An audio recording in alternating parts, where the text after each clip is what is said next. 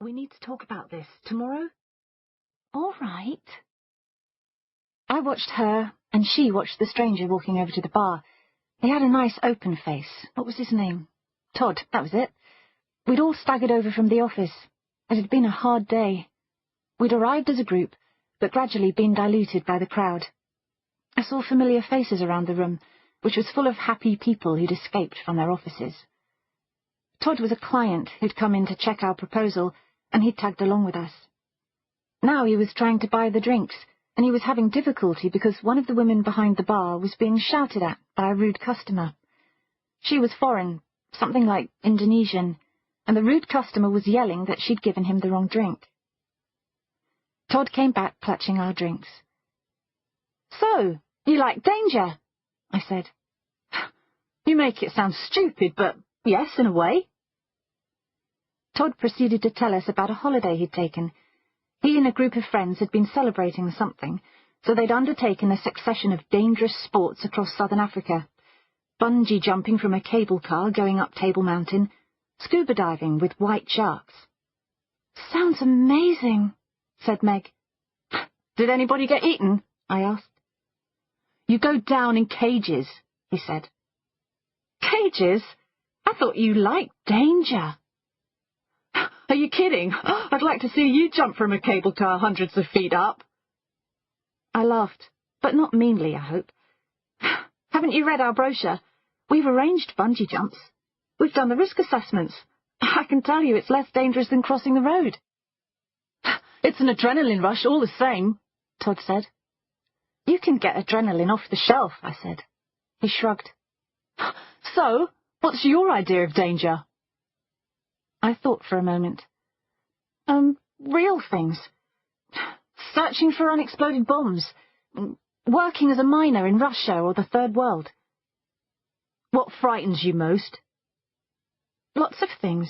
Lifts, balls, height, talking in public."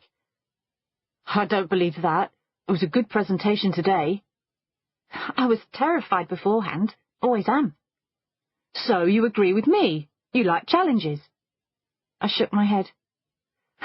"Your sharks and bungee jumping. You knew how it was going to turn out." I heard a noise behind me and turned round. The man was complaining to the barmaid again. She was almost crying. "So, you like risk? Do you want to show me?" "Holly," said Meg nervously. "What do you mean?" You see that man at the bar? Go and tell him to stop being a bully." "Oh, don't be daft."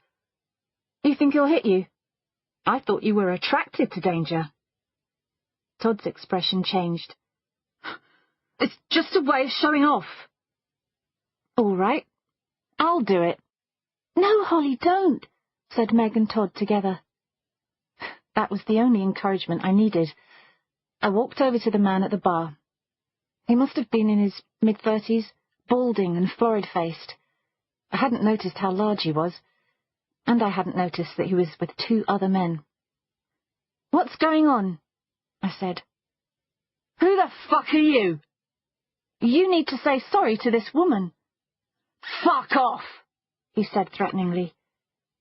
Did he think I was going to walk away?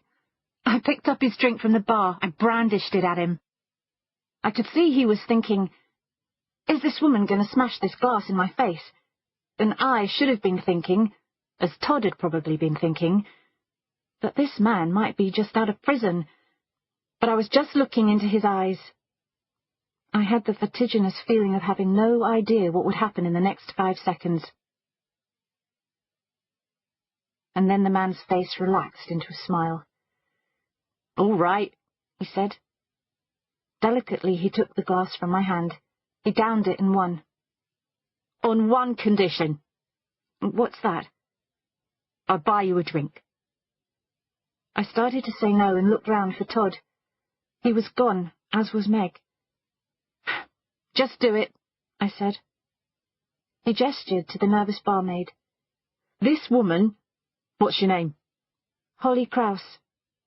"Miss Holly Krauss tells me that I need to say sorry to you, so I'm very sorry." The woman didn't understand. The man, whose name was Jim, ordered me a double gin and tonic and another for himself. "Cheers," he said. I gulped back my drink and he ordered me another, and from then on the evening sped up.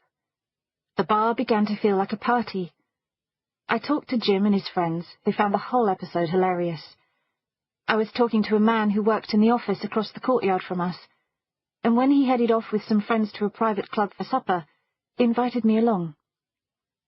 It was an evening when everything seemed available and possible.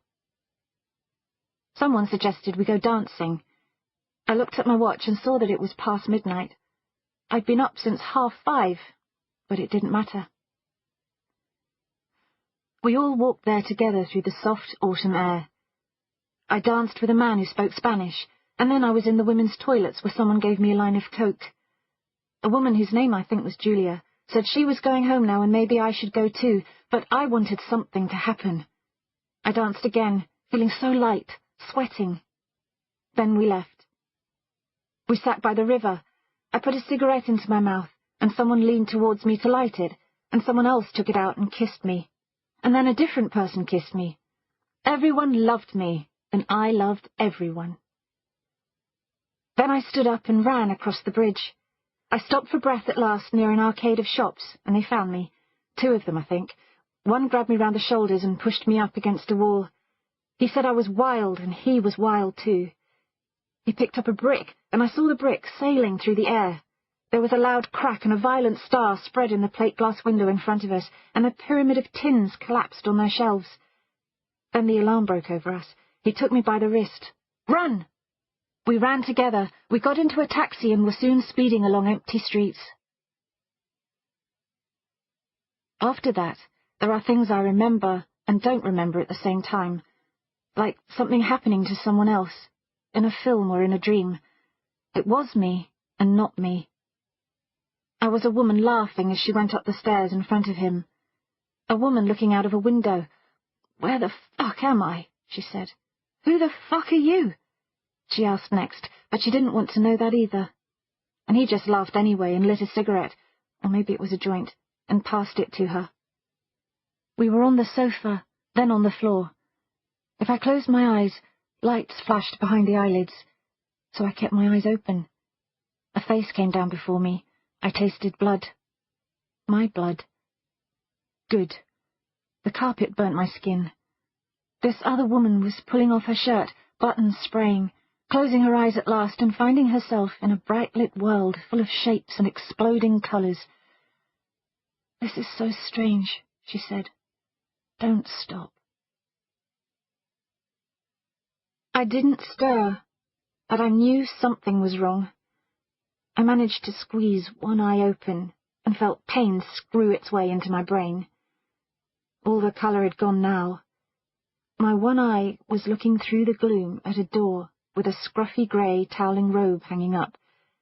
I heard the sound of steady breathing. Gradually, I made out objects. There was a single square window high up. An exercise bike under it was draped with jeans and a bra.